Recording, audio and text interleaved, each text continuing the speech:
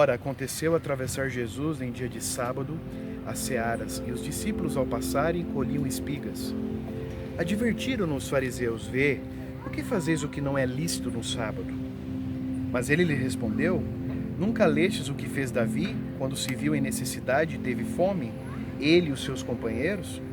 Como entrou na casa de Deus, no templo do sumo sacerdote Abiatar, e comeu os pães da proposição, os quais não é lícito comer, senão aos sacerdotes, e deu também aos que estavam com ele?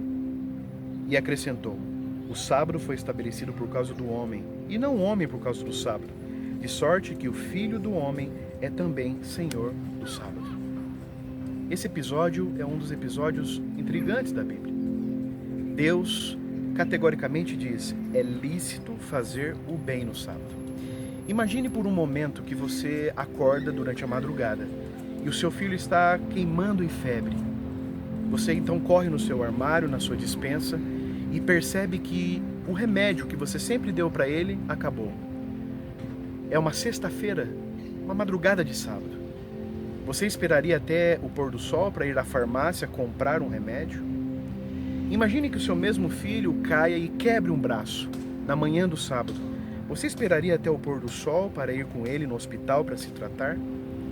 Veja, aqui Deus explica que o sábado é muito importante para a nossa vida, mas a vida é muito mais importante do que qualquer lei. Queridos amigos, muitos de nós não entendemos o verdadeiro valor do sábado.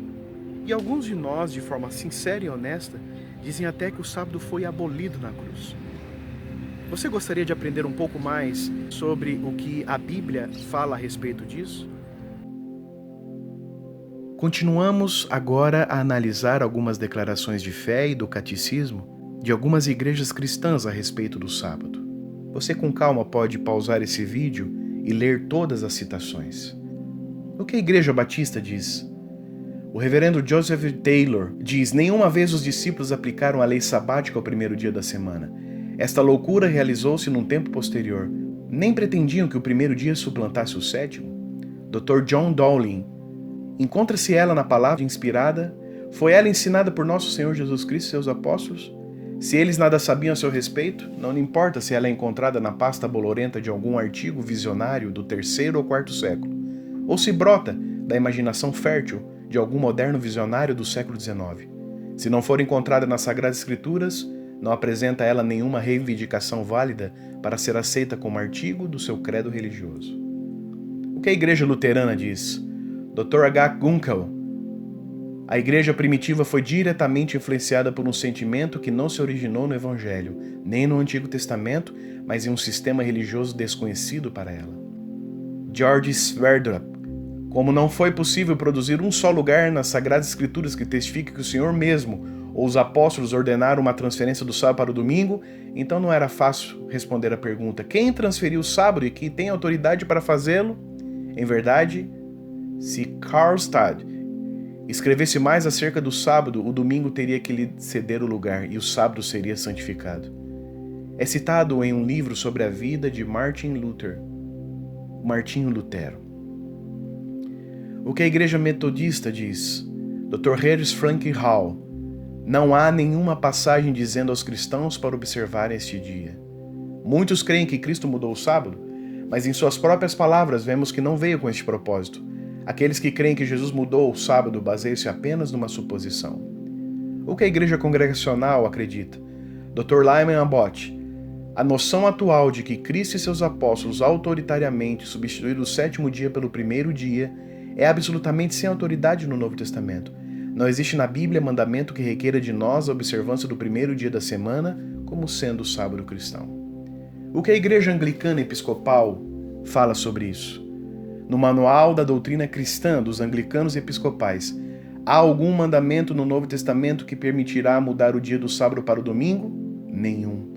Dr. Peter Healing, no seu livro História do Sábado: Recorrerei a quem quiserdes, seja os pais primitivos ou os autores modernos, não encontrarei nenhum dia do Senhor, o domingo, instituído por qualquer ordenação apostólica, nenhum movimento sabático iniciado por eles em relação ao primeiro dia da semana.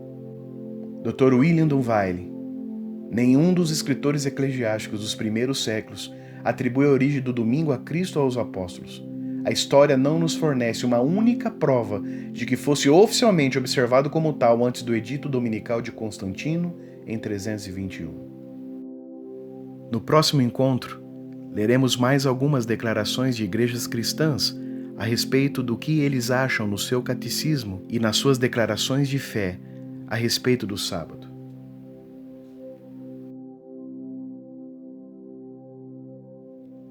(613) É o conjunto de todos os mandamentos que, de acordo com o judaísmo, constam na Torá, os 5 primeiros livros de Moisés. De forma geral, a expressão a lei de Moisés, em hebraico Torat Moshe, muito citada no Novo Testamento, também é utilizado em referência ao corpo legal judaico, tudo o que se diz das leis cerimoniais, de saúde ou civis que nós aprendemos há pouco tempo. Jesus um dia curou um homem cego. Era sábado.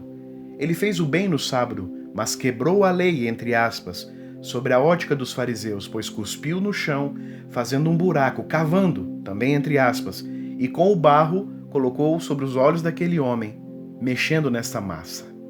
Em outro momento, no sábado também, Jesus encontrou um homem deficiente físico em uma conversa na presença dos fariseus e os seus olheiros. Jesus disse ao homem aleijado: "Tome teu leito e anda", quebrando a lei de Moisés, lê-se lei dos fariseus, porque era proibido carregar peso durante o sábado.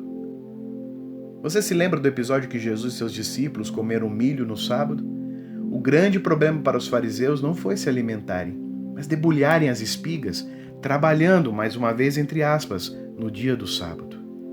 Os fariseus sempre estavam à espreita de Jesus, vigiando ele em cada detalhe de sua lei.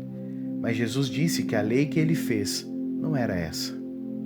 O legalismo dos fariseus demonstravam que eles tinham tornado a obediência a Deus um fardo quase impossível de se carregar. Mateus 5, 17 e 18 vem dizendo assim: "Não penseis que eu vim revogar a lei ou os profetas? Não vim para revogar, vim para cumprir. Porque em verdade vos digo, até que o céu e a terra passem, nem um i ou um tio jamais passará da lei, até que tudo se cumpra." Jesus veio ser obediente ao seu Pai para nos dar exemplo, mas a sua obediência era motivada pelo amor a Deus, não apenas para cumprir os regulamentos da lei. Vamos entender algo bem interessante desse verso. Aqui a palavra cumprir vem do grego telos. A ideia de cumprir não é dar fim, mas finalidade, fazer valer.